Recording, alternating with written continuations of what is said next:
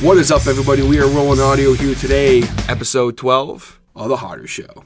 And we are live on location at the illustrious Average Noob Studios. Sitting here with my esteemed colleague, known to many people as the Noob Assault on your Average Noob Twitch, as well as the YouTube. And also just as Brandon on the Average Noob wrestling channel on YouTube. Be sure to check that out. And also known to some people as the co-founder, lead guitar player, co-vocalist of the legendary hard rock post-grunge band Quarterstone. Ladies and gentlemen, Brandon Bowden. I thought you were going to say Giver for a second. Well, I mean Giver too, but you know, it just is what it is. You know, I'm not. How do you start off an intro with somebody that? Hey, you built me up pretty good. Considering I've known you for what? Over 10 years. 10 years? Yeah. Jesus Christ, that's. Yeah, we're getting old. That's a long time, dude. I'm 24. I'll be 25 this year. Yeah. What the fuck? I don't. It'll be my first time being 25. Yeah, it'll be my second. But the first of many 25th birthdays. So we are live on location, as I mentioned. Hanging out with Brandon here. Yep. Talking everything. I mean, as I said, how do you start off a podcast with someone I've known for as long as I've known you? I guess how we'd meet then. Probably a good place to start. Yeah, a good place to start. So I always like when you tell the story because you tell it so much better than I do. All right. Well, my whole thing was I met TJ when I got into grade 9. I knew nobody going into high school. And I came from a school where I was semi-popular. I hung out with the cool kids. You know, it's elementary school, so, you know, how cool are the cool kids in grade 8? So I get into grade 9, and I'm like, all right, time for me to find a new popular clique of friends. And, well, you know, I almost found that. And not quite. My first impression of the group of friends DJ hung out with was there was one guy drinking vinegar and another guy with a winter coat. It was like April. And it was also about 3 sizes too big for him. Yeah. Hashtag Adam Lintlob. Hashtag Adam Lintlob. Coming into a situation like that, I mean, you guys got to understand. The clique that I ran with, the clique that I ran with in high school. I think we should mention there's going to be a lot of, like, random wrestling references. There's going to be so many random wrestling references and random music references and just there's going to be all sorts of bullshit. Okay, this is not an interview. I don't do interviews, okay? Yes, I'm sitting here and we're going to talk about your average noob and your average noob wrestling, and I'm sure we'll talk about all that, but I call these hangouts, okay? Because we are literally sitting in Brandon's basement, okay? We're live as it gets. And we're just going to talk and see where these things lead us. So if we go off on a story and that, sometimes it is what it is, you know? We'll try and come back. If we don't, fuck it. It is what it is. It might not be a 23-minute podcast. Oh, there's no way it's going to be a 23-minute long podcast. There's no way. So strap yourselves in, idiots guys. ramble for 50 minutes. Yeah. I hope you like idiots rambling, folks. I feel like that's half what the internet is. Hashtag idiots rambling. So coming in, the thing you guys got to understand is, you know, that clique that I ran with in high school, we were introducing a bunch of people. Okay, you had me, who I would have described you as the leader of the faction. The leader of the faction. I was the Wade Barrett of our Nexus.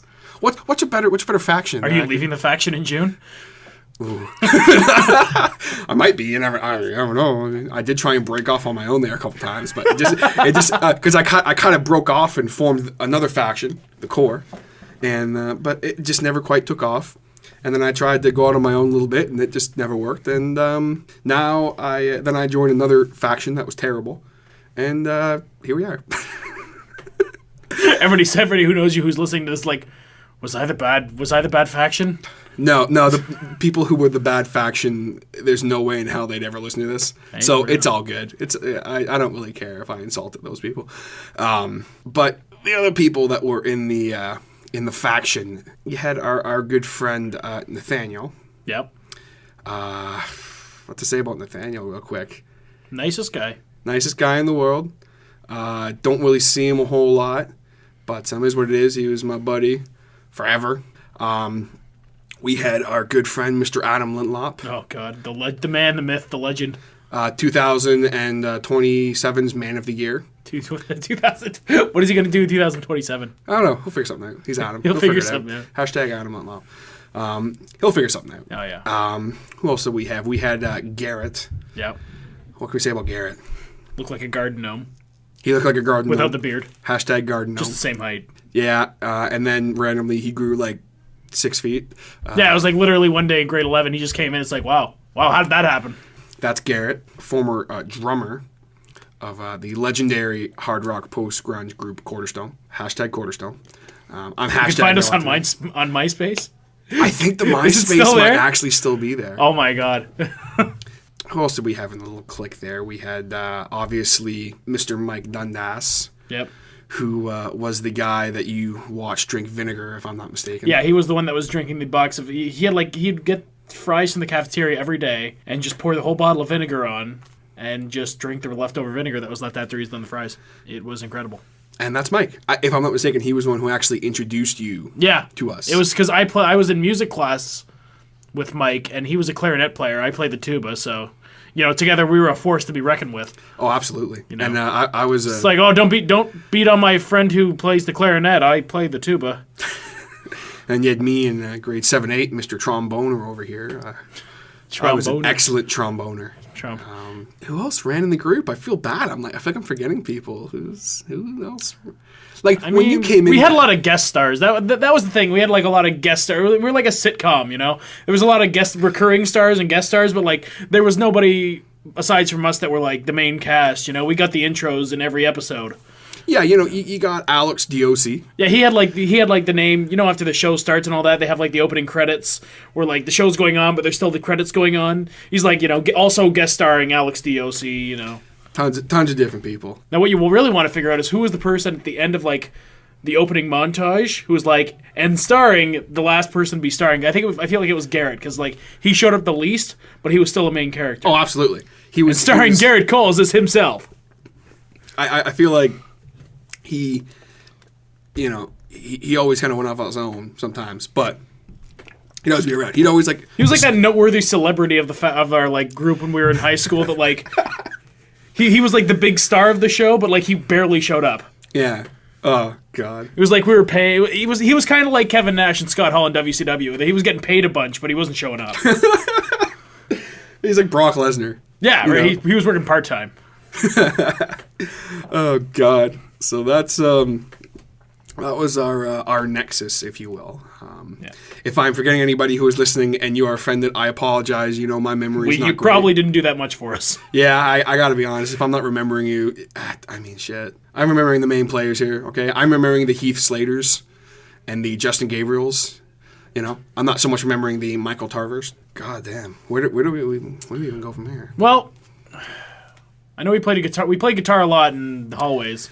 Yeah, well, I guess we'll talk about how we... Well, we keep on mentioning Quarterstone. We should probably talk about what the hell it is. Oh, absolutely. Well, as far as me and you, after we met, as far as when we started kind of hanging out, we were basically the dynamic duo for quite a while. Yeah. You pretty much couldn't go one way, without finding... you see Brandon, TJ's around somewhere. You weren't far behind. You see Brandon, TJ's not far behind. Yeah. It was like that for a long damn time. Actually, my guitar playing journey kind of started with you, really. I remember the first time I came over to your house. I came over and you had, actually I'm looking at it right now, the Frankenstein. The Frankenstein over there, the Epiphone Les Paul Jr. Yeah. Single pickup. And that and a little 15-watt cream-colored trainer amp. Oh, absolutely. You still have that thing somewhere? It's probably outside. Oh, God. It doesn't work. Oh, God. I've upgraded since, thankfully. I've only gone through 3 amps. That's not bad. No, You're doing better than me. I bought, or just 2 amps.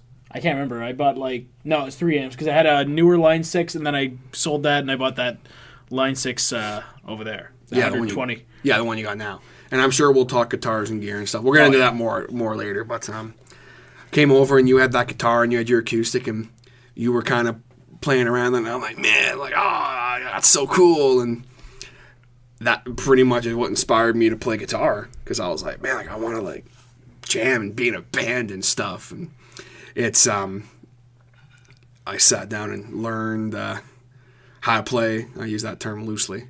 I was the only person in the world who formed a band who couldn't play an instrument. I mean, shit. Like, especially like, Quarterstone, folks. Okay. It was a band where nobody knew how to play the instrument, though. Pretty much. Like Quarterstone was, most people have a band in high school, and whether they're good or not, that's not the point. It's the fact that you have a band. Oh yeah, we're in a band. I thought that after I played guitar for like a month, and I immediately started writing and stuff, I was like, we need to form a band. Oh yeah, that record deal was right around the corner. Oh, absolutely. I had deals on the table, folks. Like there was nothing that was going to hold me back. So I needed a band. So obviously I recruited Mr. Brandon Bowden, the co-founder of Quarterstone. And also the one guy he knew had a guitar. Yes. Basically, I picked people who I knew at least had the instruments, or who I figured I could teach play the instruments. And I'd be like, okay, you know what? Can they play? Who gives a shit? They have the instruments. Everything else falls into place. And we, started kind of jamming. And like, okay, well, so we have the lead guitar player, because Brandon he's basically the best guitar player I knew. So I was like, okay, Brandon's gonna be the lead guitar player. I played. I was like, oh, well, I'm the acoustic guitar player. You were always set on being a rhythm guitarist. Yeah. After a while. Yeah, I was never. Like, even now that you have greatly surpassed me in guitar playing, you still, like, see yourself as a rhythm guitar player. Oh, I can't play leads worth shit. It's hilarious. You're still a better lead player than me. As those are all just harmonies. You know how I used to write solos. Yeah, harmonies. That sounds good with what you're playing. There we go. What did you play? I have no idea. Don't ask me to do it again. I'm not sure if this is a scale, but it sounds good. I had amazing one-offs. That's what I'll give myself. Pat myself on the back for that. I had some amazing one-off solos where people were like, "How did you do that?" I'm like, don't know. I don't know. I never did it before. Don't know. So I'm like, okay. So I figured, hey, I'm writing all these lyrics and stuff. Well, I'm going to be the front man and the singer, even though I couldn't sing with a flying fuck. I figure, I'm the rhythm guitar / acoustic guitar player / songwriter. I figured I was doing everything. I don't need a band, but like I better get a band. Especially back then, it was like a Dave Matthews. Kind of, yeah. Like I was like, this is basically the TJ Hodder experience, okay, folks. Like seriously, like I don't need a band, but I better get one. I don't think it was actually that bad, but you were never that conceited. Yeah, but there was, as good as I thought I was, is actually hilarious looking back. But so okay, so I got our lead guitar player. And then we needed a name, and I don't know if we had any names before. I don't think we did. I think we there was an MSN conversation. Oh yeah. Oh, remember that? Wow. It was. You're not aging us by telling we are talking about that. Yeah. This is before the days of mass texting. Yes, we were on MSN. The fuck's a cell phone? I didn't have a cell phone. I didn't have a cell phone. I didn't have a cell phone until 12th grade. At this point, there was no cell phone. It was a massed. Big group chat on the old MSN. Because I know it's me, you, and at least Nathaniel I know was there. Probably Garrett as well. I think it was me, you, Nathaniel, and Garrett. I want to say Adam was involved too, but I don't recall. We'll say he was anyway, because he's the man of the year 2027. Yeah. I think I changed the year, but whatever. He'll win it as many times as he wants. He's going to win it more than once. Oh, absolutely. Like the next 2020 onward, man of the year every year. But I remember the one name Nathaniel came up with. Yes. What he was doing, he was just changing other bands' names. So, like for example, he'd be like, he didn't say this, but he'd be like, Alice in Chains, and they'd be like, Greg on the Run or something like just dumb shit like that. And the one he thought of, he said Nickelback, Quarter Gone. Yeah. Remember the other one he came up with, Your Man War. Yeah, what was Our Lady Peace? Your Man War. Yeah, I remember there was two. There was I forgot about Your Man War. That's a good band. Because that one we thought about, it's just like band called Your Man War. It's like that's not bad. That's not bad. It doesn't make any sense, but it's not bad. But then Quarter Gone, and then I don't know how we got to the stone. I remember it was because it was Quarter Gone, and I'm like, that's a cool thing. So I come over to your house a couple weeks later. We're sitting there playing Guitar Hero 2. It was Guitar Hero 2 at least. Oh man. And we're going to start our band, obviously. So we're sitting there, and I type in Quarter Gone, and for some reason, I don't know why, I typed in Quarterstone. I don't really know why. Really? And then you were just like, what's that? And I'm like, it's just It's our band on Guitar Hero. He's like, you're like, that's a good name. Like, and I was like, well, maybe that should be our band name in real life. He's like, yeah. So we were Quarterstone. Quarterstone was born. And of course, we did the one thing that every band does when they form: make a MySpace page. Oh, absolutely, instantly. Do we have any music? Nope. Logos? Nope. Anything like that? Nope. We've never even jammed before. We have a MySpace. Yep. Okay, folks? We were official. We had an official MySpace. And we didn't have a drummer. Didn't have I think we should remind people there are celebrities that don't have a MySpace page, and we did. Oh, absolutely. You think Lady Gaga has a MySpace page? Nope. Nope. Lady Gaga didn't have a MySpace page. We did. We win. Ha ha. I don't care how many records Lady Gaga sold on iTunes. We had a MySpace page. Absolutely. And we had plays, son. We had like 1,000 plays on MySpace at one point, okay? Yeah. How many plays does Lady Gaga have on MySpace? Probably none, because she doesn't have any music on MySpace. She doesn't even have a MySpace. And that's why we're better. That's why Quarterstone is better than Lady Gaga. So we have our band name, and we decide, oh, well, I guess we better find some more members. And we were writing songs and stuff. We had such classic hits as Friends. Yep. That sounds so cheesy. Honest to God, I was thinking about this the other day. I was looking back on some song titles and song ideas, and Friends was literally it was a like power chord acoustic song that was literally like, it's about friends, and I'm like, really, I thought I was a songwriting genius at that point, you know. Oh my God! Such hits as Friends. Oh God, what else? But for all the ridiculous ideas, we had some pretty cool ideas. Oh, there was some cool ideas, and I can't remember any of the early. We nearly recorded like 7 concept albums. Oh, absolutely. You know, but that was later in Quarterstone's career. We started off as like an acoustic post grunge band. That was my whole thing. Is I wanted to restart grunge. That was my whole thing. I was as far as I was concerned, I was Kurt Cobain, and I was going to restart the grunge era. And I'm sure there's lots of sometimes I'm forgetting, but I was like, okay, we need. We had other hits such as our anthem, "Fight for Your Life." That is this really heavy anthem type song, even though it was never a song. A lot of these never materialized into songs. Oh, absolutely. I had lots of lyrics. Oh my God! I remember you having like so many lyrics on your old computer. There's a book. There's like a booklet I have. It's probably about 3 inches thick, and it's single pages of song lyrics and song ideas. Really? I'm like, what where did this all come from? I was a creative kid back in the day. I don't know what happened. You would always come at me with music and stuff, and vice versa. And it was great. But after a while, I went, we need to finish the band. Finish off our band here. So okay. So we start looking for members. We needed a drummer. Well, I only know one drummer. I only know one person who has a drum kit. That was Mr. Garrett Coles. So he was in automatically. Well, he has a drum kit, so he's in. It's like getting a job at McDonald's. Yeah. You got a drum kit, you're in. It was like he could play his instrument better than I could. So it was like, I was like, okay, well, this guy's amazing. I'm pleading the fifth on this one. So it was cool. And I was like, okay, we got our drummer. We were jamming, the three of us. And it was, I'd use the word jamming loosely. Jamming is jamming. Doesn't matter what it sounds like. Absolutely. And we would jam in his basement. Well, that was the other thing, too, is, Garrett had a drum, but Garrett also had a basement. That legendary basement. I'm sure one day I'll have Garrett on the podcast at some point. When I get really desperate for guests. Wow. I'm just kidding, Garrett. I love you, man. I'm just kidding. He had this awesome basement for jamming. And I was like, damn, he's in. That's it. Like, at that point, he might as well have had a record deal, too, because he was in. So we have our drummer, and I go, well, fuck, we need a bass player. I don't know any bass players. The only bass players I knew, they were light years ahead of what we could do. So I was like, I don't think they're the right fit for the band. When in reality, I was like, fuck, like this person is so much better than what they need to be.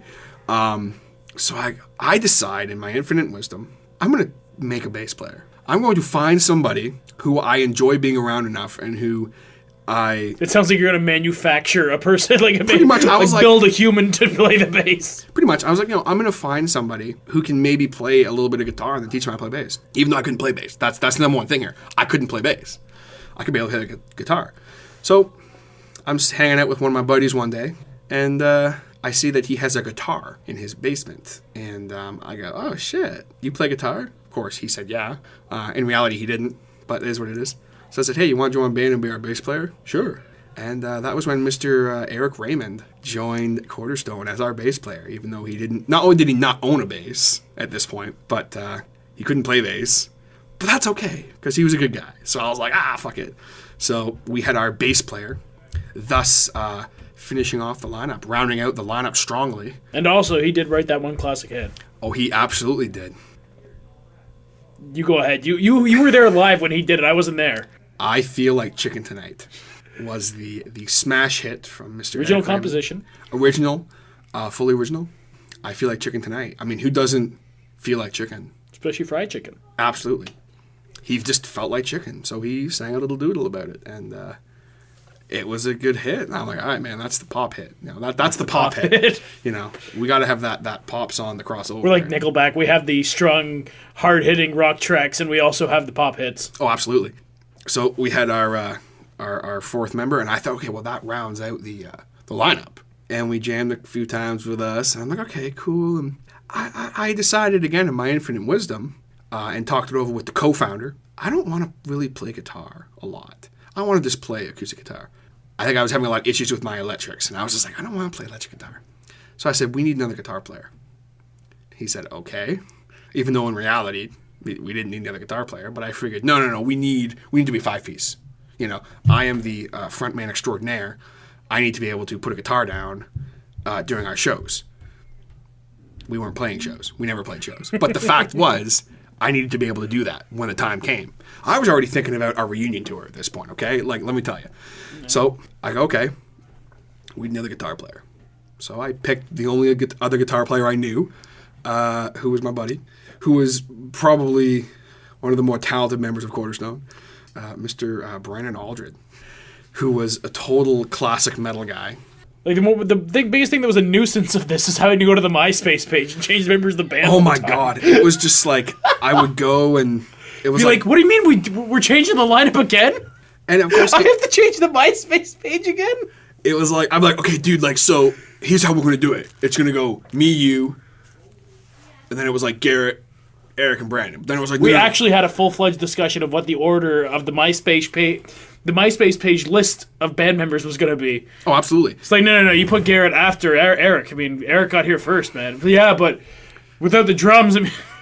Well, the whole thing is, you know, I would look at how certain bands are doing in their albums, and the way it usually worked, it would be either alphabetical, or it'd be like, you know... Did we even think about that, just doing it alphabetically? I think we did, but I wanted to be first. That was my whole thing. Because again, I don't know why, it was just my thing. The way I think it's the way I saw it, like, I'd see how Seether would do it. And they'd go, like, Sean Morgan, who was the frontman, rhythm guitar player, vocalist, the lead guitar player, the bassist, and the drummer. So the way I figured, we go, me, you, Aldred, Eric, Garrett. And I was like, yeah, perfect. So then, you know, Brandon updated it. And then I think I called him 10 minutes later. Oh, you have on for me that I'm vocals / rhythm guitar. Just put me down for vocals. Okay. And then 20 minutes later, maybe add acoustic guitar in there. Hey, dude, you forgot to put yourself down as vocals as well. Because apparently I was singing. Oh, absolutely. And so was Eric. He didn't know it yet. But it just good times. And I think we literally had one night where we all worked together and actually tried to jam. One night. Yeah. And we were a band for like 7 months, all 5 of us. Yeah. If I remember correctly. Didn't have a single song, but we had stuff on MySpace. Oh, yeah. We had demos on MySpace. Probably still up there. Oh, dude, the demos. The demo game was strong with Quarterstone. And very little to edit on. It was literally just recordings. I literally, I would sit down. I don't think there was any editing. No. It was literally just, if we can't do this in one go, we're screwed. Absolutely. I would sit down with my, you remember those, little skinny microphones that used to come with the computers? Yeah. Like little skinny ones, if you guys know what I'm talking about. And I would sit down and literally record myself playing guitar and singing into it, and it was always the worst quality. But I'd be singing, I'd be like, and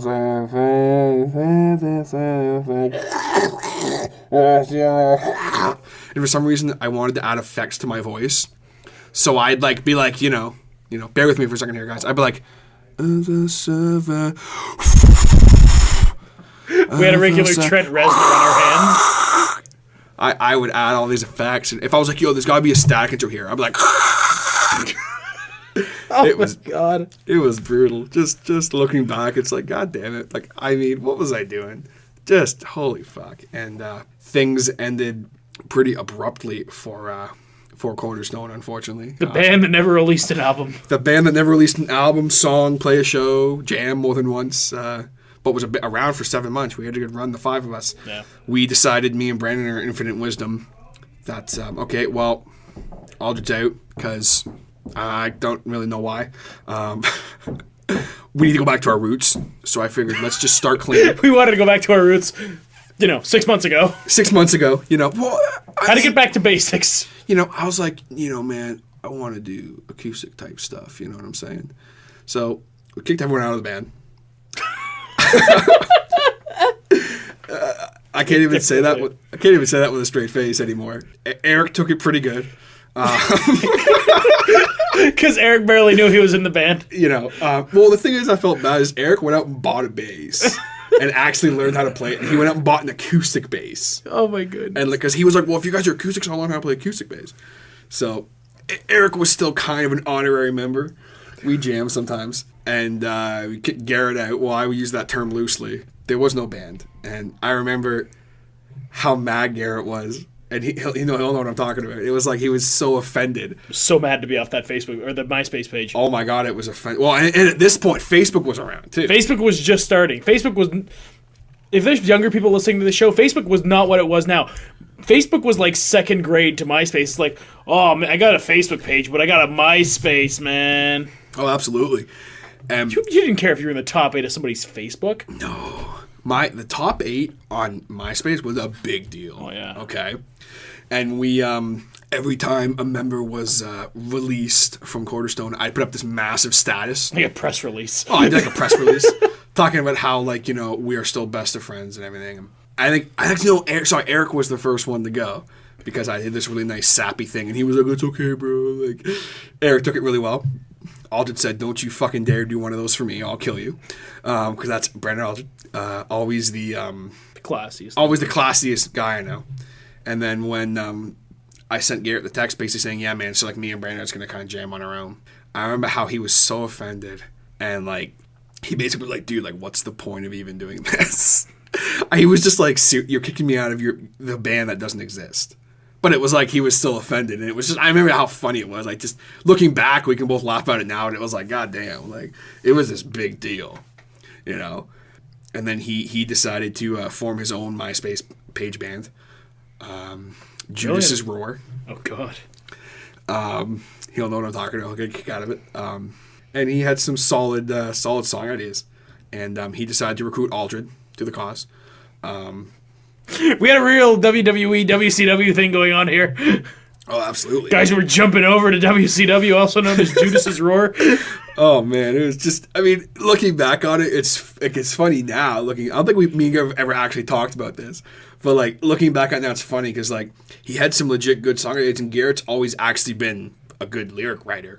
I can't even talk shit. He's legit. He always has ideas for lyrics. Oh, yeah. He's like an undying well of lyrics. Oh, absolutely. Where I'm the polar opposite. I'm like, I don't want to write a lyric. Yeah. I'm like, I got all these riffs, but do not ask me to write words because I hate them. I'll be like, oh, I wrote this, look at the song I wrote, and be like, oh, that's pretty good. I'll look at it 5 minutes later. It's like, fucking piece of trash. Sorry if we're supposed to be PG. No. I swear all the time on the show. Okay. I was going to do a PG show, then I said, fuck it. I said I was going to do a PG show, then I said, fuck it. Fuck it. Hashtag fuck it. So we went back to the basics, me and Brandon. Started jamming acoustically. Yep. Had a bit of a friendly rivalry with Judas's Roar. Every time Garrett would put up a page, a lyrics on the MySpace, I would always put something up too. Friendly rivalry. And one day me and you were at my place hanging out. We're jamming. And I think we were trying to learn One for some reason by Metallica. And I started playing it wrong. And you were like, yo, that sounds kind of cool. And I wrote this thing.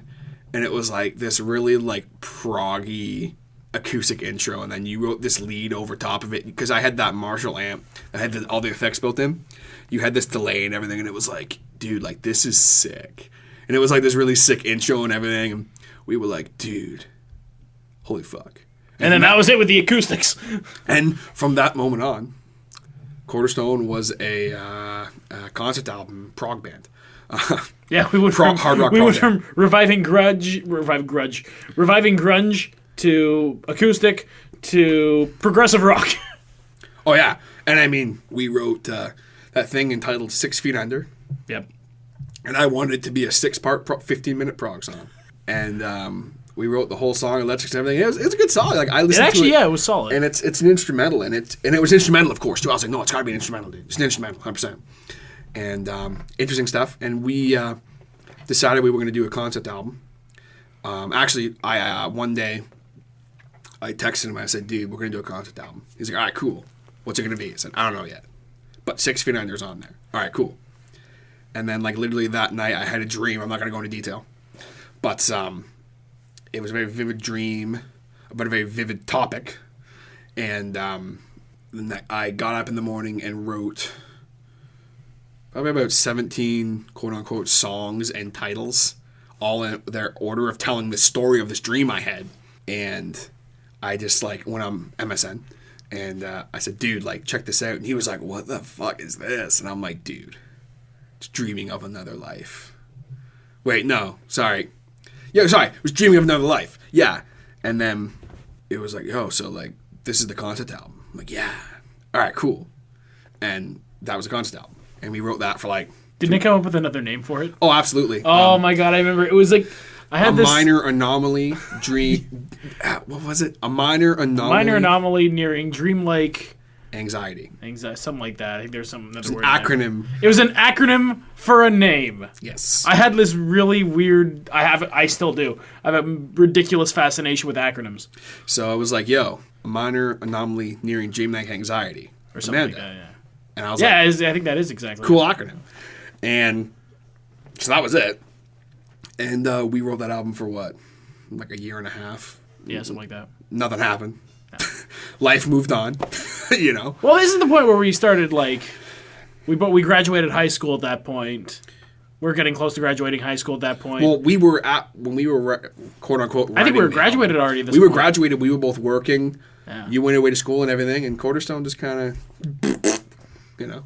I didn't go away to school at that point. I think what happened was... I know because Garrett went off to school.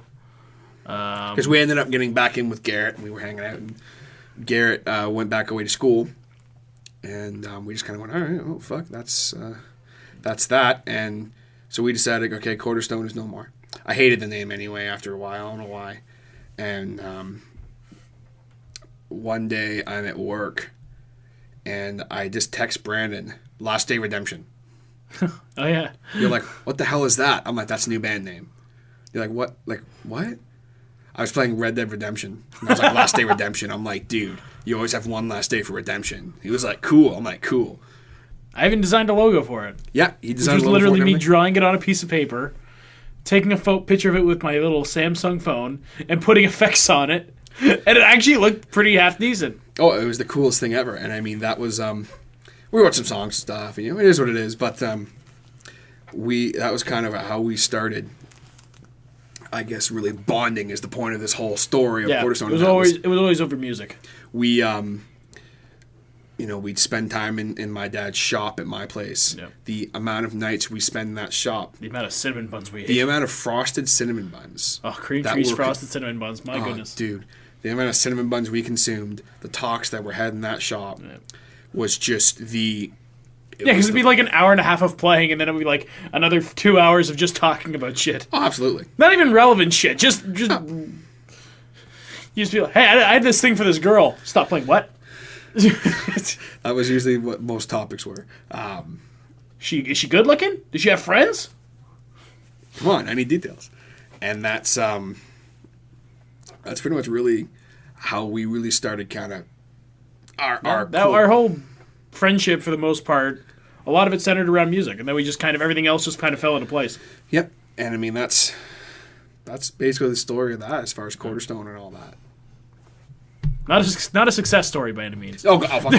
I mean, reunion tour. The reunion tour's coming. It's coming.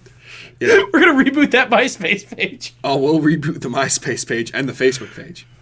The day I had to delete that Facebook page for Quarterstone was the saddest day of my life. All right, so that's where we're going to stop the conversation today, guys. We're definitely going to be doing a part 2. Obviously, there's so much stuff we did not cover. We're probably going to do it like a 4-parter, for God's sakes. I don't know. This is just... We'll see how long we can go. Oh, man, just we started talking. I didn't know what the hell was going to happen, but we... talking about Quarterstone and that and how we met and everything, I feel like that's a good place to leave it off. Next episode, we're definitely going to talk more in depth with Brandon about his work he does with Your Average Noob and Your Average Noob Wrestling. So be sure to tune in for that, and we will catch you guys later.